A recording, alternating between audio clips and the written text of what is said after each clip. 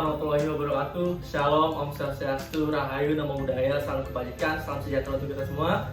Selamat pagi, siang, dan malam semuanya. Perkenalkan, nama saya Arif Hakim, NPM 19106139038. Saya mahasiswa Ilmu Komunikasi FISIP Unsika 2019. Pada kesempatan kali ini saya akan mempresentasikan dan men-share kepada kalian apa itu paradigma positivisme dalam kajian komunikasi organisasi. Langsung aja ya, kita langsung ke pengertian paradigma. Paradigma dalam disiplin intelektual adalah cara pandang orang yang terhadap diri dan lingkungan yang akan mempengaruhi dalam berpikir, bersikap, dan bertingkah laku. Paradigma juga dapat berarti seperangkat asumsi, konsep, nilai, dan praktik yang ditetapkan dalam memandang realitas dalam sebuah komunitas yang sama, khususnya dalam disiplin intelektual. Nah, itu paradigma. Selanjutnya kita masuk ke pengertian positivisme.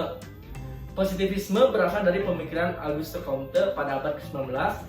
Positivisme adalah aliran filsafat ilmu yang atas keyakinan atau asumsi dasar seorang dan mencari kebenarannya bersifat satu arah. Positivisme beranggapan suatu hukum alam hanya merupakan pernyataan ketentuan hubungan yang terdapat di antara gejala-gejala empiris. Ontologi, yaitu menyatakan apa yang dilihat itu benar adanya. Realisme, epistemologi, yaitu dualisme, teori menggambarkan semesta apa adanya, tak nilai subjektif. Yang terakhir, aksiologi, yaitu percobaan pengamatan dengan metodologi pertama menurut Comte, yaitu observasi. Lanjut ke ciri-ciri positivisme. Yang pertama ada bebas nilai. Dikotomi yang tegas antara fakta dan nilai mengharuskan subjek peneliti mengambil jarak dan realitas dengan bersikap bebas nilai. Hanya melalui fakta-fakta yang teramati dan terukur, maka pengetahuan kita tersusun dan menjadi cermin dari realitas sosial. Yang kedua, fenomenalisme. Tesis bahwa realitas terdiri dari impresi-impresi ilmu pengetahuan hanya berbicara tentang realitas berupa impresi-impresi tersebut.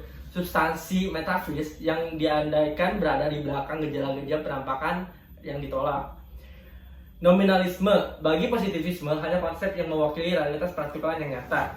3. Ada reduksionisme. Realitas direduksi menjadi fakta-fakta yang dapat diamati. 4. Naturalisme. Tesis yang tentang keteraturan peristiwa-peristiwa di alam semesta yang menandakan penjelasan supernatural. Alam semesta memiliki strukturnya sendiri dan menguasai strukturnya sendiri. Mekanisme. Tesis bahwa semua gejala dapat dijelaskan dengan prinsip-prinsip yang dapat digunakan untuk menjelaskan mesin-mesin alam semesta dirikan sebagai giant clockwork. Selanjutnya, gagasan atau asumsi dasar positivisme. Yang pertama ada ontologi. Ontologi adalah bagian filsafat yang paling umum atau merupakan bagian dari metafisika, dan metafisika merupakan salah satu bab dari filsafat.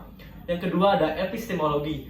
Adalah cabang ilmu filsafat yang membahas tentang ilmu pengetahuan dari suatu yang ada dalam pendidikan. Aksiologi, yang terakhir ada aksiologi teman-teman. Aksiologi adalah ilmu pengetahuan yang membahas hakikat nilai yang ditinjau dari ke ilmu filsafatan.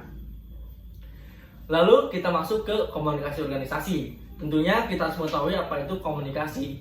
Komunikasi adalah suatu proses ketika seseorang atau beberapa orang, kelompok, organisasi, dan masyarakat menciptakan dan menggunakan informasi agar terhubung dengan lingkungan dan orang lain.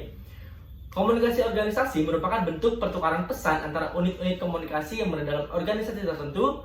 Menurut Wirianto, komunikasi organisasi adalah pengirim dan penerima berbagai pesan organisasi di dalam kelompok formal maupun informal dari suatu organisasi.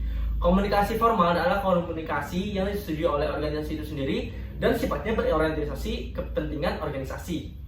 Selanjutnya, kita akan memasuki dan kita akan menjelaskan tentang jenis komunikasi organisasi. Yang pertama ada komunikasi atasan ke bawahan, yaitu komunikasi yang berlangsung ketika orang-orang berada pada tataran manajemen menyampaikan pesan pada bawahannya. Yang kedua ada komunikasi bawahan ke atasan, yaitu komunikasi yang terjadi ketika bawahan mengirim pesan kepada atasannya. Dan ketiga, komunikasi horizontal, yaitu komunikasi yang berlangsung di antara para karyawan ataupun bagian yang memiliki kedudukan yang setara. Next, kita akan mengetahui apa sih hubungannya paradigma positivisme dengan komunikasi organisasi. Paradigma positivisme menarik metode ilmu alam ke ilmu sosial. Paradigma positivisme mendefinisikan komunikasi sebagai suatu proses linear atau proses sebab akibat yang mencerminkan pengirim pesan komunikator untuk mengubah pengetahuan penerima yang pasif.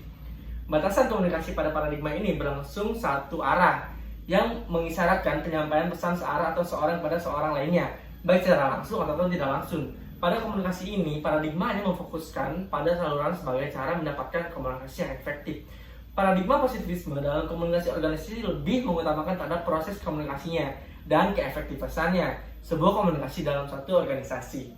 Oke teman-teman, itu aja yang bisa saya sampaikan, saya share. Kurang lebih mohon maaf, semoga apa yang saya sampaikan bermanfaat untuk kalian semua. Nama saya Anwar Hakim, terima kasih yang udah nonton. See you.